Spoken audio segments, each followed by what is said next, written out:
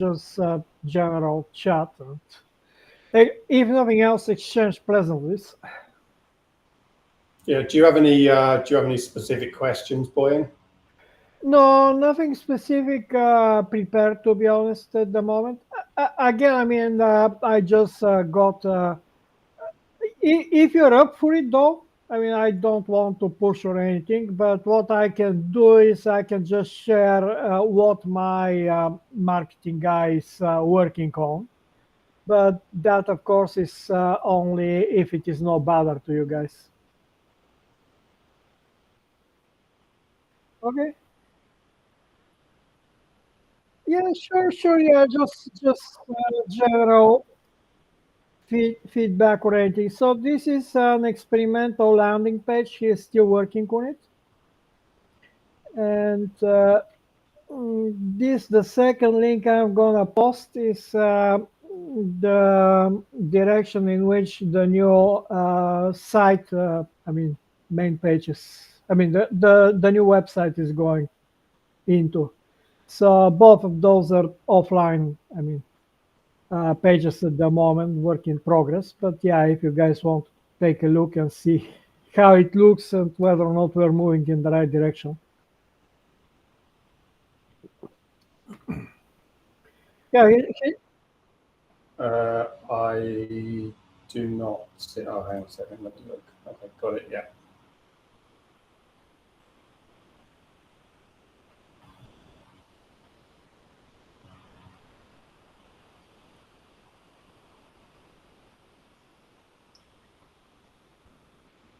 So, are you looking for feedback on the overall design? not just general opinion or anything. I mean, yeah, whatever you guys are willing to disclose.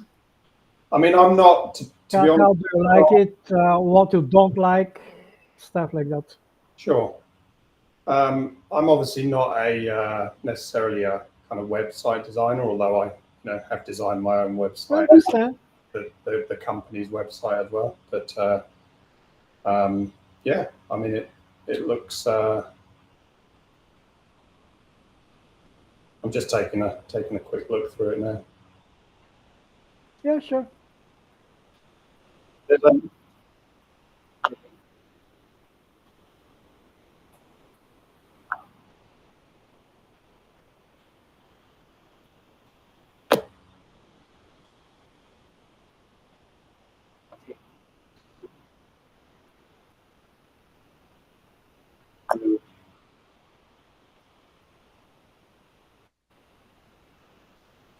Yeah, I'm just looking at looking through his website right now.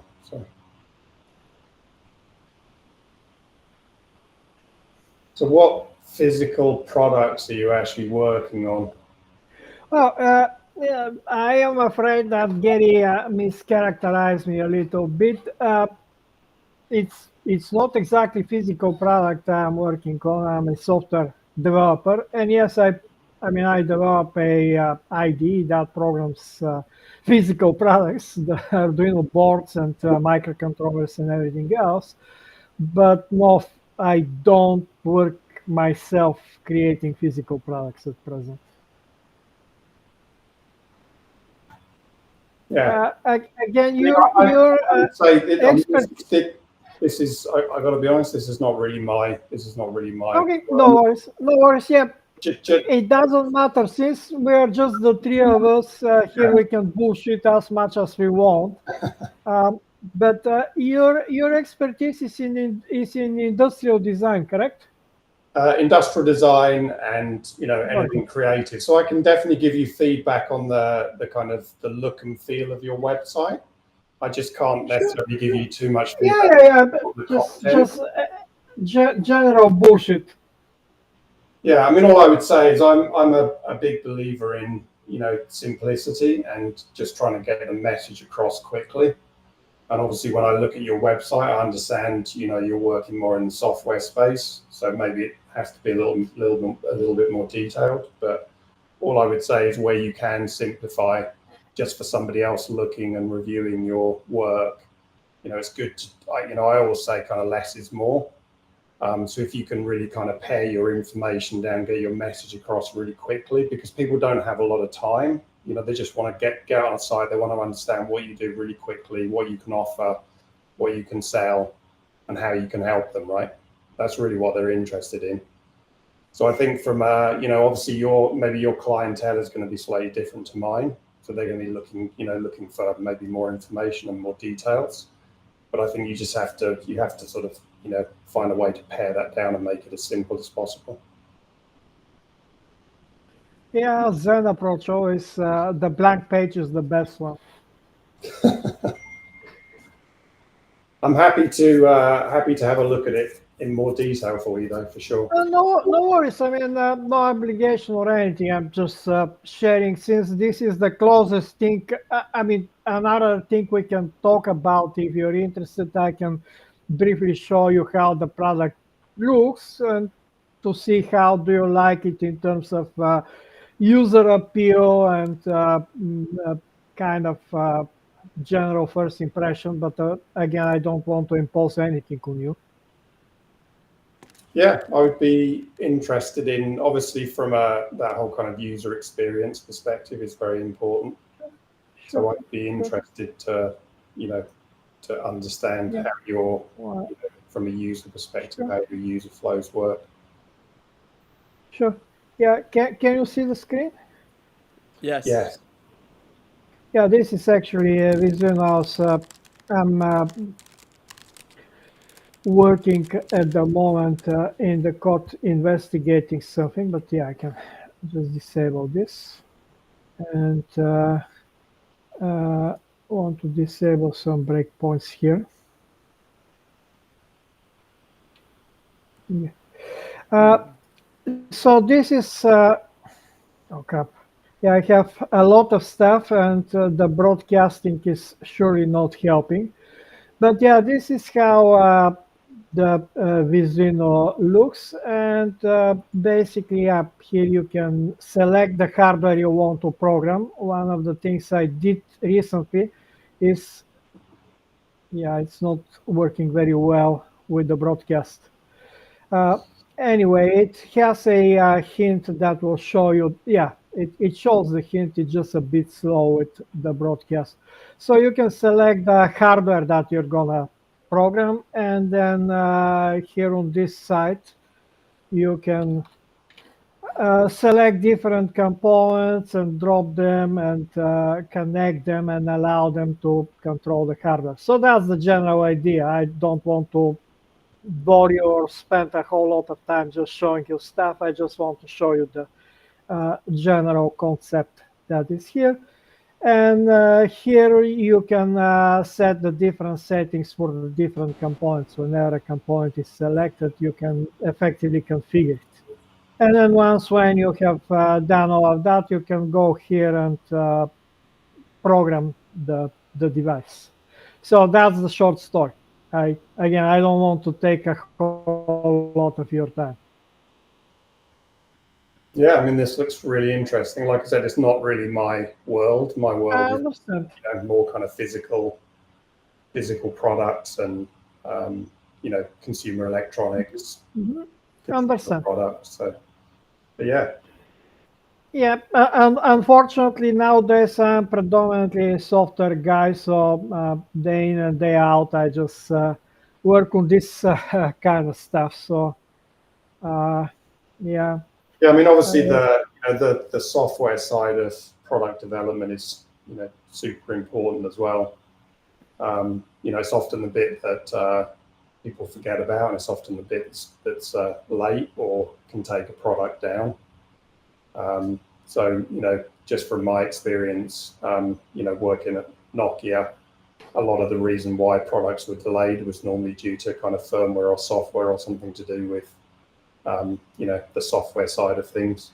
And then obviously when you're planning to develop a new product, you really need to make sure that you factor in enough time for the software firmware development, because it can often really come back and bite you.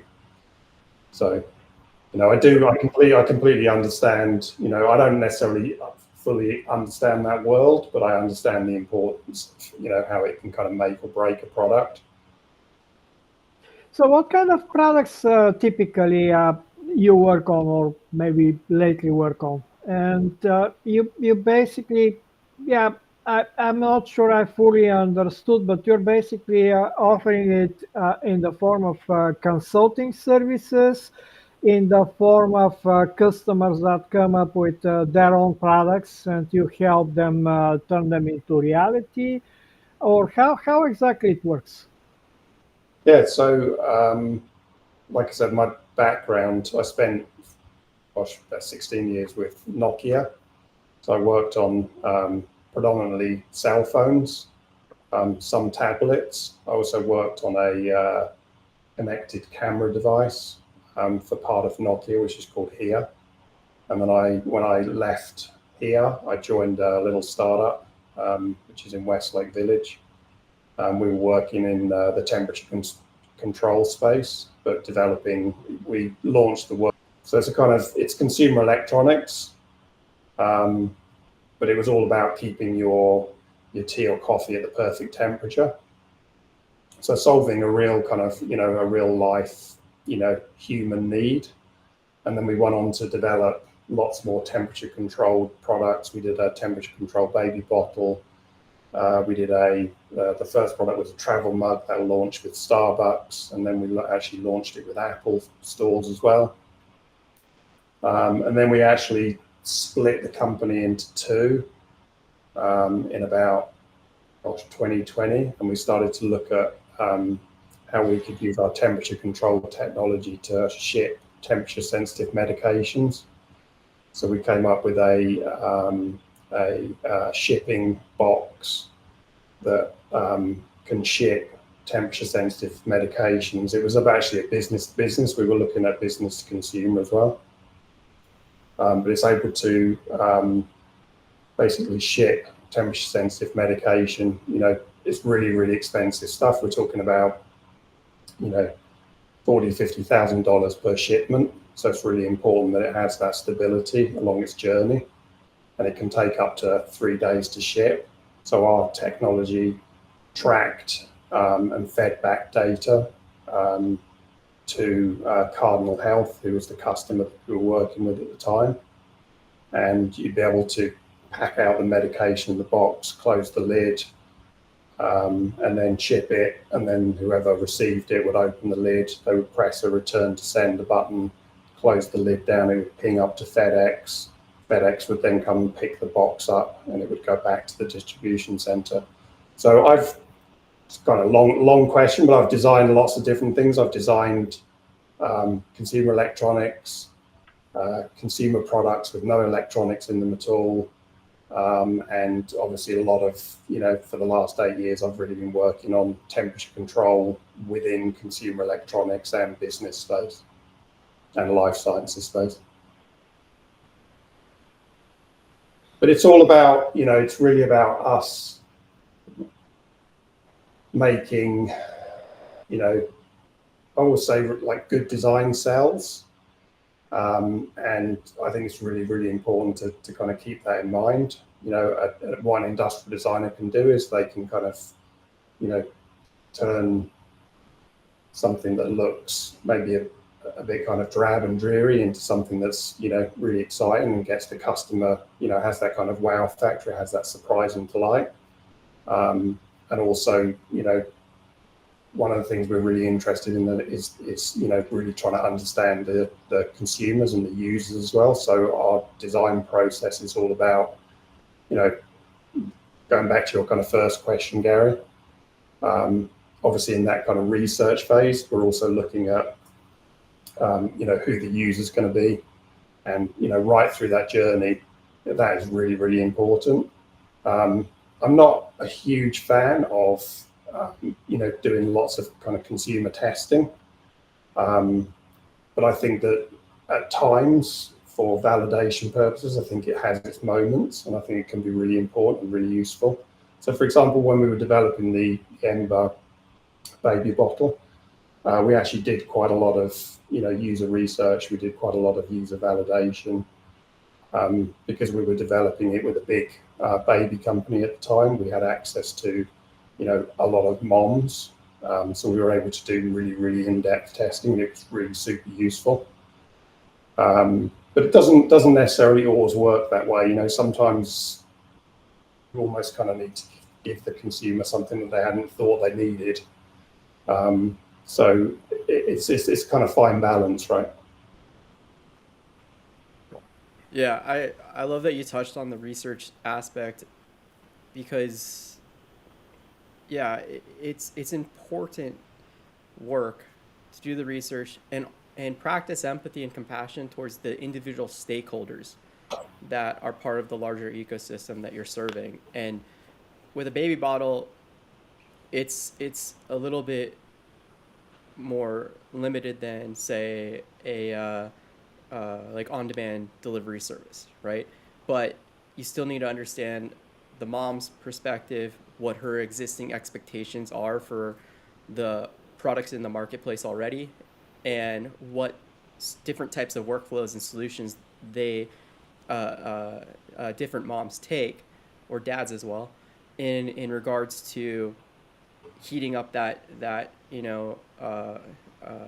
formula or breast milk or whatever's in the bottle for the baby, and maintaining that temperature or checking that temperature to make sure it's not going to burn or hurt the baby and all these different things. But you know in my experience in doing different research, it's very individual, but you got to do enough research to start to unravel the different patterns that exist. And some things are more obvious than others, like something like approaching baby bottles. But yeah, I love that you brought that up. Yeah, and the other thing that happens is obviously when you don't, sometimes you don't necessarily nail everything when you launch the product, and that's quite normal. But obviously when you launch the product, you're going to start to get real life feedback. So from consumers, good or bad. So that's also really important that you kind of listen to that, and if it's really valid feedback, that you take action on it to improve the next product. But yeah, I mean, the baby bottle is a really good example of, it was a very complex product that took many years to develop for lots and lots of different reasons. Like you touched on, it, not only is it in the hands of parents, but it's also in the hands of carers, it's in the hands of grandparents, it's in the hands of babies. It had to be super safe. We spent so many months, trying to get certifications, trying to figure out the different materials that we were going to use, lots and lots of testing, lots of validation. Obviously about, safety was really the number one concern for us. And then you have to think about, on top of that, you've still got to maintain the design intent. It's got to be cost effective. So when you're developing a product, there's so many things to think about. And I think some people kind of overlook that. I think some entrepreneurs and some startups, they don't necessarily really understand that making products is great fun, but it's also can be extremely hard and extremely challenging and extremely expensive as well. Yeah, I'm curious, going back to methodology, when you're approaching a new product, right? And there's two different ways for typically someone to come up with an idea for a product. Either they have a personal experience, or they witness an experience of someone close to them right in front of them, or they see an opportunity in the market that they think they can jump on. But once they have that spark of an idea, before rushing to building it and pushing it into the market, like what's your best practice for identifying, again, what expectations exist in the market and learning what those opportunities are to add an innovation, whether that's just a small little incremental change to make things more beneficial and enjoyable to use for that product or service, or something monumental? Yeah. It's a really interesting question. I think that, like I mentioned, I think the research phase is really critical in the beginning, because I think that you really can cover a lot of opportunities that maybe you hadn't thought about. I think you can also uncover also a lot of kind of questions and challenges that you need to ask yourself. Is this the right thing that we're doing? Do we need to make changes? Is it the right size? Is it the right shape? Who is the consumer? There's so many things. Obviously, it very much depends on what type of product it is. Some products are more complex than others. If you're designing I say a coffee mug, but actually a coffee mug was quite difficult to design when you put consumer electronics in it. It wasn't just about making sure that the consumer electronics were kind of small enough and light enough, but you had enough kind of power, and it didn't feel too heavy, and it was robust. And there's, like I said, there's so many things to think about. But I think during that research phase, it just gives you a chance to somebody might come to us with what they think is an amazing idea, but they've done no research. It's just an idea that they have that they think, yeah, we're gonna. And sometimes those ideas are fantastic and they work really well. But it's not until you get into that research validation phase that you really start, like I said, you really start to uncover a lot of questions, opportunities, challenges. That's where you have to then you're at that kind of crossroads. Okay, do I keep going? Do I believe this isn't a good idea and I'm going to kind of ignore maybe some of the challenges here and just keep going? And I've worked with some entrepreneurs that are exactly like that. They're just completely blinkered, and they just say, this is going to be an amazing idea. I don't care what anybody else says. I'm just going to do it anyway. And sometimes those ideas work, and sometimes they don't. Yeah, more often than not, they don't work. Yeah. But it can be a very, very expensive and torturous journey if that's the case. So I think you just have to be careful, and that's why I think having a consultancy that really understands some of those challenges and has kind of been there and done it and seen successes and failures. I think that's really important, because I think there are a lot of design consultancies out there that there's a lot of amazing design consultancies out there, but they potentially don't necessarily have the kind of depth of experience that that I think you do. Yeah, and I mean that touches on a lot of the same themes that we've been kind of covering. It goes back to lean methodology in a lot of ways, right? Being able to understand how to utilize the least or the fewest amount of resources to make progress and learn as much as possible, to then have enough information to make an informed decision about, do I keep going? And if we keep going, how do we make, again, those incremental changes to get closer to that product market fit and ultimately optimizing for our users and customers, or go on a pivot, right? Yeah, you're not necessarily going to understand some of those things until you've actually built something as well. And that's the really interesting thing, is because like I said, our process is kind of research, concepting, refinement. During that phase, we'll make loads and loads of 3D prints depending on what type of product it is. So you'll start to understand. We might build physical prototypes, working prototypes, which really help from the validation. Like I said, our process. But all of that takes time, and it costs money. And then you add in the kind of research and the consumer research phase into that. So for example, when we built the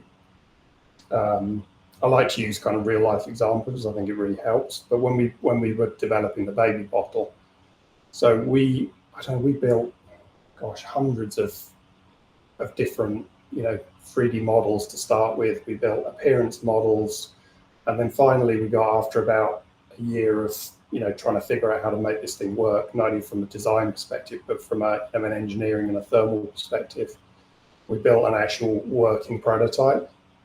And that was really the point where we started to really know that this product could work. But that took us at least, I would say, a year, maybe a year and a half to even get to that point. before we got to that. We had a beautiful design, and we kind of, then we were like, okay, how do we package the electronics into this design? And part of my job was to really sort of manage that design intent. Because that's another thing that happens during the design process. You start out with something that looks absolutely amazing on paper, and then just through the development process, it can go horribly wrong. Once you start to cram in electronics and certifications and all those kind of things, they can really change the design. So it really takes a lot of kind of care and time and effort for somebody to actually sort of protect that design. And like I said, that sort of goes back to having a really good understanding of being able to ask those questions to engineers and say, why do we need to change this? Have you tried this? Can we mold it in this way? Can we use this type of material? And it's all about trying to maintain that design intent, keep it so that, what you had, that sketch that you had at the very beginning, looks like that product when it's on the shelf. And then, there's so many other things that go into that whole, process as well. It's all about the whole experience. So it's the product, it's the brand identity, it's the packaging. It's all about the messaging, how the product is sold. The package. I designed all the packaging for Ember, so that again, that packaging is the sort of last. It's the bit that you see on the shelf, but it's the bit that somebody takes home. They open it up, and it's all about that experience. It's not just about the product. It's about how does that packaging feel. And when they open the lid and they see the product for the first time, and they get that real kind of wow moment. So you have to think, it's real big picture thinking. Yeah, I mean, like we talk about this a lot in regards to branding and experience design as a whole. Everything results in an experience. And when you first start, you really want to take the time to identify or document what your mission is, what your values are, what your culture is, what your vision is, all these different things that seem very boring and kind of like a waste of time because they're so rudimentary and like old school. But those things serve as your compass to make sure that you're on the right path with your strategies and your plans and your designs. And yeah. Could not agree more. Having that really clear for a startup, having that really clear sort of mission statement and vision that everybody can get behind, and it becomes that sort of north star of the company. I think it's absolutely critical. And again, I've been in situations where that vision, it's okay, a vision can change, but I think that if a vision changes, then you need to be very good at kind of communicating that to the rest of the team so that everybody's on board. But I think having that really clear vision right from the start, and just making sure that everybody's on board with that vision, they understand it, it's well communicated, it's something that you kind of live day to day, is really critical. Not only critical for the people working in the company, but from a sort of messaging to the consumer, I think it sort of overlaps that as well. No, yeah. And what's interesting too is that the vision is the one that is meant to be malleable and evolve as you do more research and testing and get into the market and are working with real customers and users, because you made a lot of assumptions in regards to what that vision should be, but you have no idea if it's correct until you actually are running those tests and working with real people and a real product. But your culture and your mission and your values, those are things that typically are going to stay the same, and they should. And the vision can change drastically while those stay the same. Yeah. Hey, Boyan, since you've been listening a little bit and we've been chatting, I'm curious, since you are a serial entrepreneur and you got a couple cool companies and products, like what are your experiences in regards to, these different, various different things that we've been talking about? Like what are some of I guess, personal experiences that you've had, some different challenges, and how you've overcome them, and how these things kind of play into that. Good question. Yeah, I was listening, and again, you may think that software development is quite different than developing a physical product. And I would say, first of all, that's not true. Second of all, oddly enough, I used to have my own hardware development. And I mean, I was making hardware products and selling them back when I was in Bulgaria. And that, of course, dates decades ago. But that being said, the things are practically the same. Because again, it like with any product, physical product or not, you come up with idea and okay, assuming you have idea and you want to try something that nobody else has tried, and it seems like we're on this topic here. So you come up with the idea, and then you of course go through first implementation, then you go through validation with people, then you go through iterations of improvements, and so on and so forth. So everything that was said here absolutely 100% applies to how I have had to approach software for years. Because again, I mean, the software I develop is a new type of product. It is something that nobody else has ever done before. Uh, and it's a proving ground. Again, you don't know whether or not it's going to work until you try it. And the same thing applies for the vision and how malleable the vision is and how it has to change and adapt to the situation. And yet, your core values, which are your mission statement and everything else that we discussed here, they have to stay the same. So, yeah, I completely concur. Let's put it in medical terms. So yeah, I mean, I'm with you guys on this one, and the fact that I do software and some people here are doing, let's say, hardware, doesn't change jack shit. I mean, engineering and design and user experience are kind of universal. People are the same, whether or not they use software or they use a physical product. They have similar expectations. They have similar feelings for the product and everything else. So yeah, practically all of this is 100% applicable. And what I can say, I mean, that's the only way to go. You come up with idea. You can believe as much as you want into your idea, but you have to put it through the testing. And one of the advice I personally would give to everyone is be prepared for changes to your idea. So don't be religious about your idea. And I tend to be a bit religious about my ideas, but I suppress it in myself. So if somebody else comes and says, well, this thing, in my opinion, has to work slightly different, or I would have loved to see it this way, be ready to accept the change and accept the challenge. Of course, don't trust everything everybody says. Run everything through a filter. Run it through other people, but be open to change. Be open to change. That's all I can say.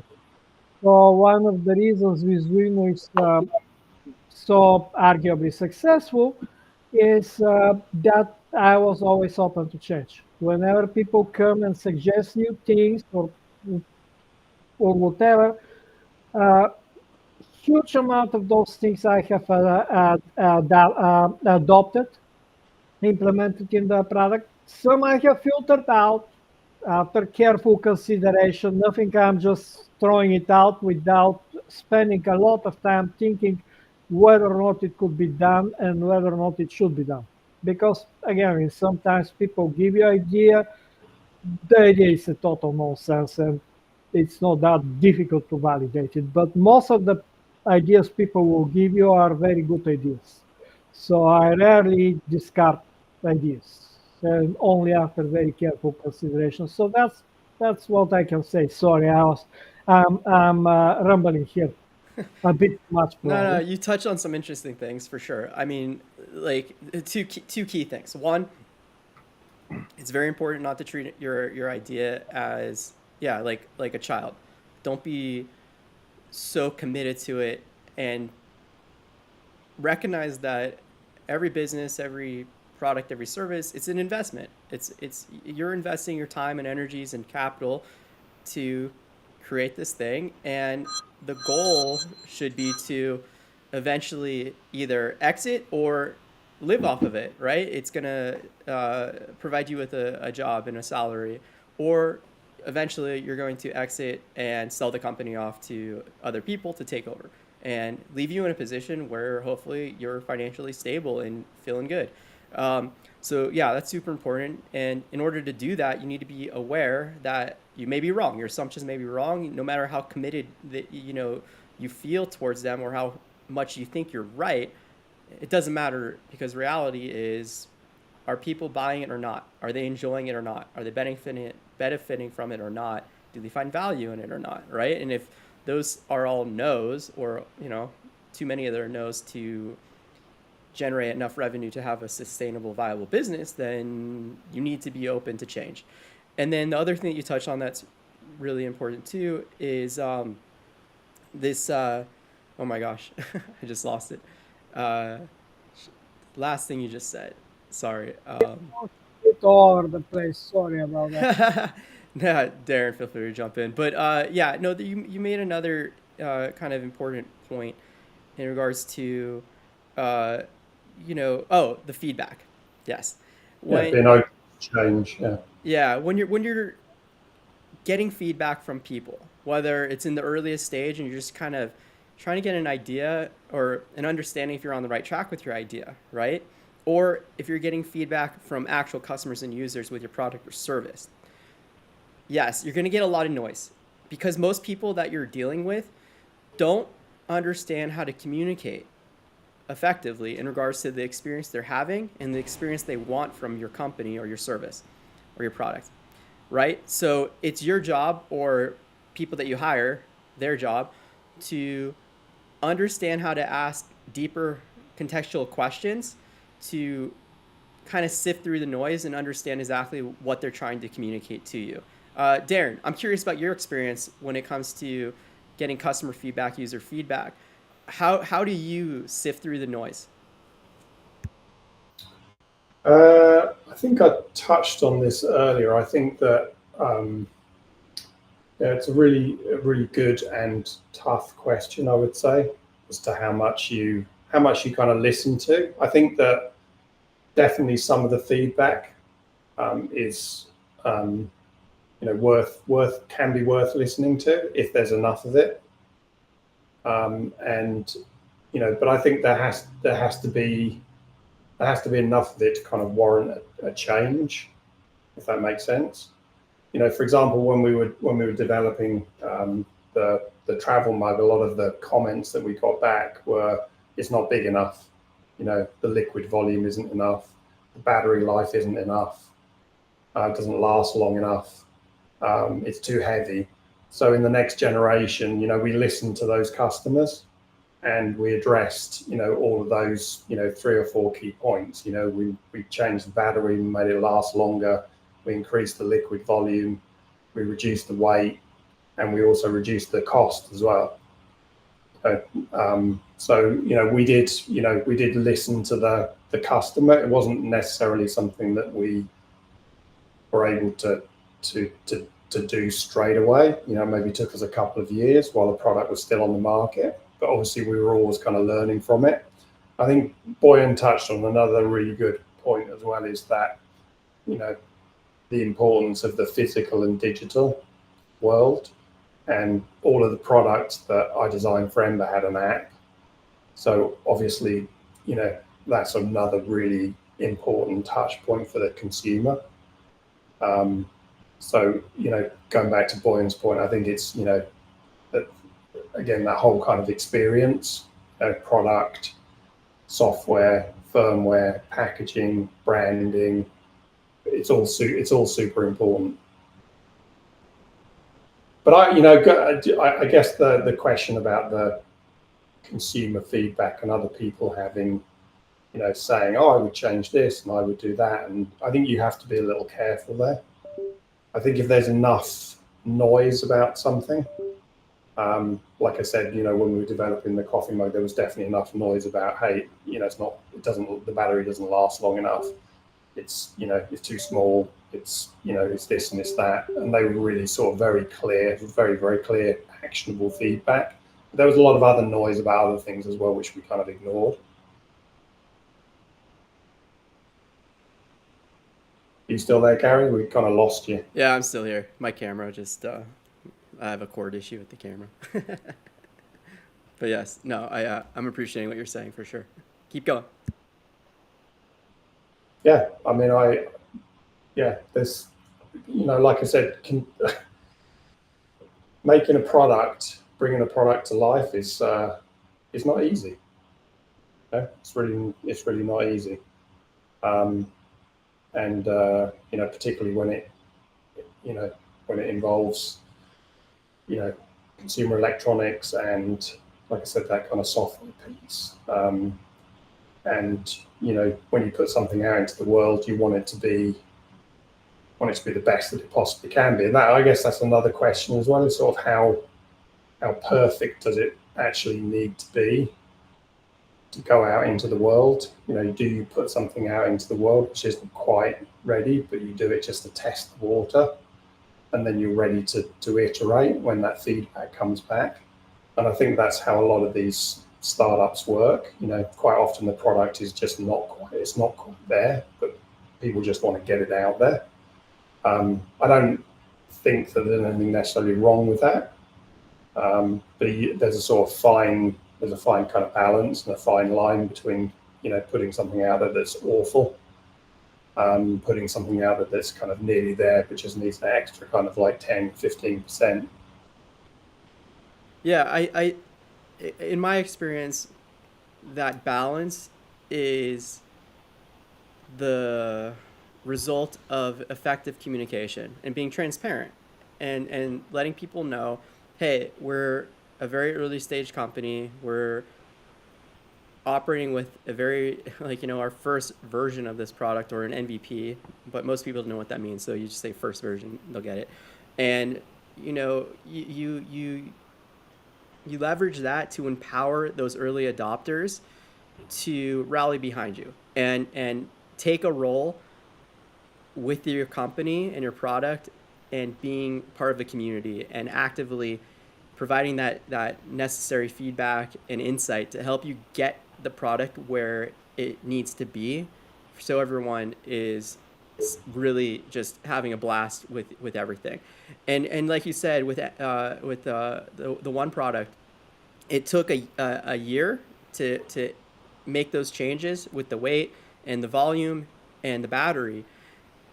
During that time, how active were you at communicating that, hey, we're a work in progress, we value you, we want to keep hearing from you, and we're working towards this? Yeah, so that's where I think the importance of having a really good kind of consumer experience team really comes into play. To get that kind of message out to the consumer, make sure that they feel like they're being listened to and taken care of. And obviously, if there's something wrong with the product, we replace it. And so having that really good CX team was critical, I think, as part of the team and part of the process. Right on. We're coming up on time. We got about 5 minutes left. I don't know if you have a hard stop at 1 or not. If you do, let me know. If not, actually, can I just go back to our other conversation? I mean, the AI pin that launched recently and got absolutely canned by everybody. I think that's a really good example of maybe a product that wasn't quite ready to go to market. I'm not sure whether you're familiar with it. No, but please, expand. It's the AI pin that you basically kind of pin it onto your collar, and you can talk to it, and it gives you feedback kind of real time what it was supposed to. And it got they launched it, and it clearly wasn't ready. But it's those types of products which I think are really interesting, and it was quite provocative. And I kind of appreciate companies who put stuff out in the world that's provocative and kind of challenging. And maybe it wasn't quite ready, and it wasn't its best, but I'm pretty certain that those guys are going to take all of that feedback and all of those learnings, and the next product will be better. But I appreciate that they were the first to go out there and do it, and kind of like stuck their head, they stuck their kind of neck on the line. But again, it's that sort of fine balance of, when is a product ready as opposed to not being quite ready. No, yeah, absolutely. I mean, there's a long history. Oh yeah. Yeah, products that try to enter the market a little bit too soon, and that could be like the product itself, the technology, or the design. It wasn't done well enough, long enough before entering the market. Again, in regards to what people's expectations are and what's already out there, or what its intent is, what it's meant to do. But there's also the other element of timing. And you can go back and look at on-demand delivery services. Like I used this example already for another reason, but on-demand delivery services, many of them launched during the original tech bubble in like 2000, early 2000s. And all of them failed. But then like 10 years later, right, Uber and all these other ones launch, DoorDash, etc. And they're very successful. And the big difference then was timing with society. People felt very afraid to allow someone to touch something of theirs and, go pick up their food and drop it off, or jump into like a car with a random person like that. It was just, something that people weren't familiar with and were scared of. But then as time went on and other little things and others kept trying to do it, people got a little bit more familiar with it and opened up to it, right? So yeah, there's a couple different elements there.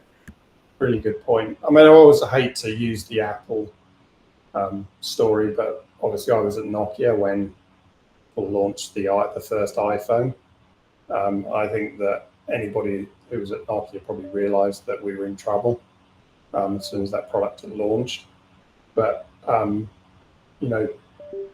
what was really interesting about that product was, again, it wasn't necessarily 100% ready,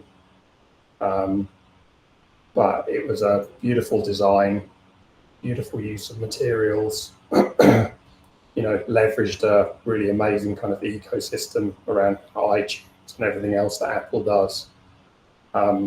So, when I was at Nokia, there was a few things missing from our ecosystem that we just couldn't compete with, with the likes of Apple and Google at the time, and that's really why Nokia failed. And again, it sort of comes back to that really sort of holistic, ecosystem of, product, beautiful materials, really well thought through brand, really well thought through communication, really well thought through marketing, packaging, beautiful story around the physical and digital.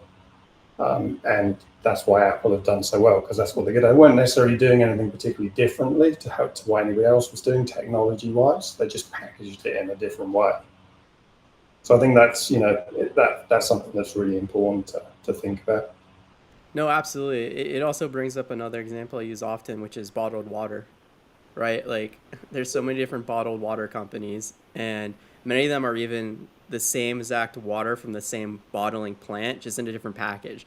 And the way that most of these succeed, when there's a new one, like every 5 years, 10 years, it's all about the packaging and the branding and how they position themselves to align with a very specific type of person and their lifestyle or the way they self-identify, right? When you look at the difference between Voss, which is, more like nightclub-y, kind of like, fancy, kind of like, positioning, versus Fiji, which is more for like people that love like surfing and beach life and island life type stuff, right?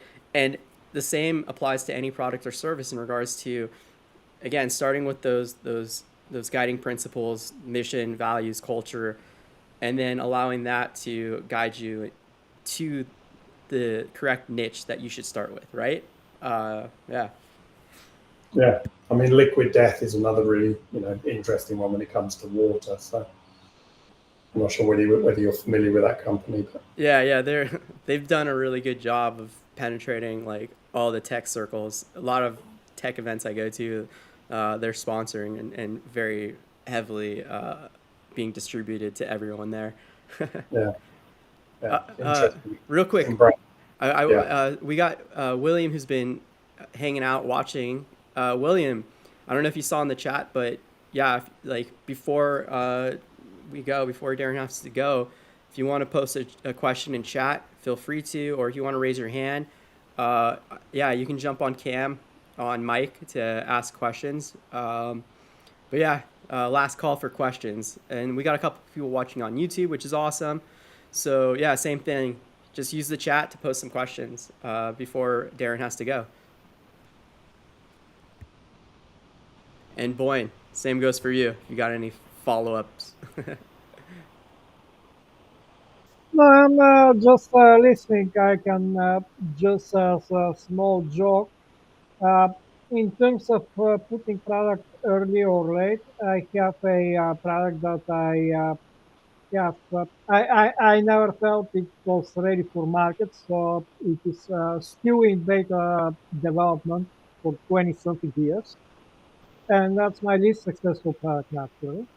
And on another hand, I have Izuino, which I kind of rushed a little bit to market on advice of other people when it was definitely, in my opinion, not ready.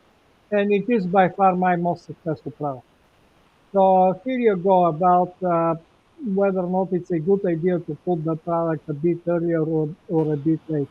It turns out that the earlier you put it, probably the better you are in most cases.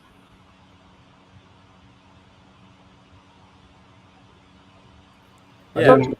considering I personally hate putting products, I never feel my products are ready, so I always want to do a little bit more, a little bit more, a little bit more. But turns out that it's the wrong approach. Yeah. No, I completely agree with that. Completely understand. But like I said, there's that sort of balance of I think everybody feels like they could have done better, or the design could have been better, or could have been more ready, or. But I think there's a sort of balance of when you're putting something out into the world for other people to use. You know, it's because that is sort of fine line of, got to be careful, right? Could come back and really bite you. Yeah, I mean, you can speak more to this, but I think as long as you're covering the bases in regards to, risk and liability, you're fine as long as you're actively communicating again that, hey, look, this is a work in progress. Like this right now, what we're all doing right now on this stream, this platform is a work in progress. And I love that you're a part of this, Darren. I love that, Boyne, you're, an active participant because yeah, this is just first run. This is the first time streaming to a couple platforms, and it's janky. It's so janky. My camera stopped working. No idea why, but it's still awesome that we're all doing this and we're getting in front of people and getting some feedback and yeah, just building momentum. So yeah, I think that's a great example of what we're talking about, and also a great opportunity to say thank you. I deeply appreciate it. So yeah. Yeah, thanks, Gary. I really appreciate it, and thanks for the opportunity as well. So I'm happy to jump on anytime. Assuming my internet's working. Yeah, no worries. Yeah, same. Like again, I had to cancel last time because yeah, fire safety shut us down for the day. But yeah, no, yeah, that's awesome. I definitely love to have you back and yeah, make this a little bit of routine. Yeah. So yeah, Darren, yeah, we're a little bit over time. So if you have any final thoughts, final suggestions, if here's a good thing that I usually ask that is helpful. what is the most common mistake you see people make, whether it's, you know, client or employers or people around you, and what's the best practice in your opinion to overcome that mistake? Oh, that's a big question at the end. I would say one of the biggest mistakes I've certainly seen is that people launch their first product and it does well, and then they try to do too much, and the roadmap kind of grows and grows and gets out of control, and they kind of lose sight of making sure that they're taken care of. It's not necessarily about not having a vision for the future, because that's obviously really important, but I think it's about, you know, almost that sort of phrase of don't run before you can walk. And I've seen that happen a lot, where people just try to do too many products, too many things, and they kind of take their eye off the ball. And like I said, it's sort of, you know, team gets stressed, there's too many things to do, too many products to do. You start to burn through a lot of cash trying to make, trying to do too much, too many products. So I would say, yeah, just watch that roadmap and just be kind of patient, and without not thinking about what's next, and how you're going to make the product better, and what is the next thing. Just be kind of careful. No, I love that. And it also brings up an element of product market fit that a lot of people don't realize. Once you achieve it, you can lose it very quickly. And you need to always be actively aware of that and working towards ensuring that the people that you're serving, your existing customers and users, are still having, again, an enjoyable time, are benefiting and finding value in it. Because you're making assumptions. Make sure that you're testing on those assumptions before you go all in on them. Yeah. Don't be afraid to kind of practice restraint whilst also keeping your kind of eye on what's next. But it's a tricky one. Yeah, don't worry. It's a good thing. We got you in the community to help out. Okay, so awesome. How about you give us some final thoughts and then we'll call it. Yeah, I mean, it's been awesome having this opportunity to chat with you guys, and thanks both Gary and Boyan and everybody else who's been kind of listening in. It's been an awesome opportunity. Hopefully I'll get the chance to do it again. And anybody who has any questions, or anybody that's thinking about developing a new product and needs some advice, just please reach out. Love to help you. Awesome. Thank you so much, Daren. Thanks, Boyan. Thanks, William. Thanks others on YouTube that have been tagging along and listening in. We'll do this again. Keep an eye out on Startmata and 805 Startups and these channels that you are already paying attention to. We'll let you know when next things are coming up. Thank you again, Daren. You're awesome. Yeah. Thanks, guys. Yeah. Thank you. Thank you. Cool. Bye. Take care, everyone. Thank you, Daren. Thank you, Gary. Yep. Thank you. Bye. Bye.